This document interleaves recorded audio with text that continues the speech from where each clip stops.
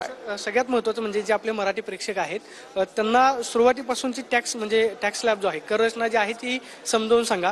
जर 4 लाखापर्यंतचं उत्पन्न असेल तर भरावं लागेल, याच्या आधी नव्हतं. मात्र आता 4 ते 12 लाखापर्यंत करमुक्त असणार आहे. 12 लाखाच्या वरती गेलं तर मग 4 लाखांपासून तुम्हाला टॅक्स भरावा लागणार आहे.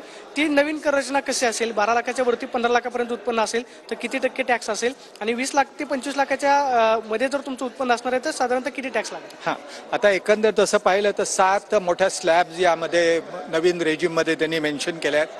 0 ते 4% आहे, त्याला काही टॅक्स नाही आहे. 4 ते 8 लाखापर्यंत उत्पन्न असेल तर त्यांना 5% टॅक्स भरायला लागेल.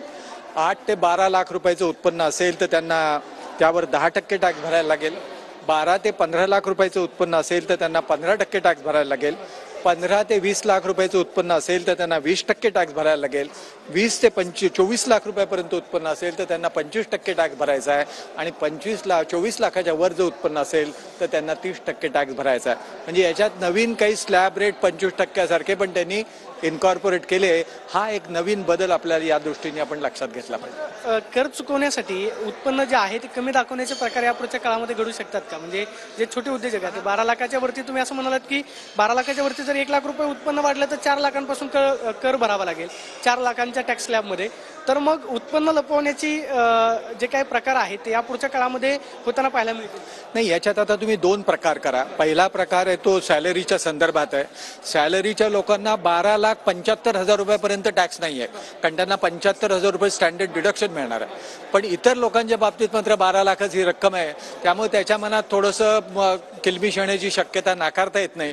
पण ती आता part and parcel of life आहे. जे प्रत्येक वेळेला कुठली स्लॅब घेतली आणि 15 लाखाचं जरी घेतलं तरी 15 लाखाच्या वर एक कोणीतरी असणारच.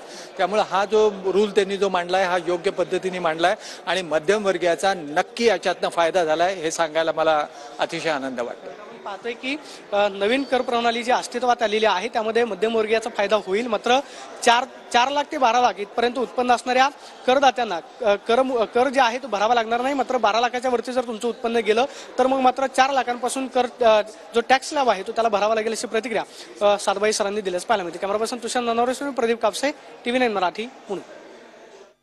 तर कर रचनेतले नवीन स्लॅब आपण बघतोय. एकूण 7 स्लॅब सरकारकडून तयार करण्यात आलेले आहेत. 0 ते 4 लाख 0%, 4 ते 8 लाख 5%. तर या सगळ्या स्लॅबमध्ये स्टँडर्ड डिडक्शन हे 75,000 रुपयांचं असेल. सगळ्यात महत्त्वाचं म्हणजे 12 लाखांपर्यंतचं उत्पन्न हे करमुक्त असेल.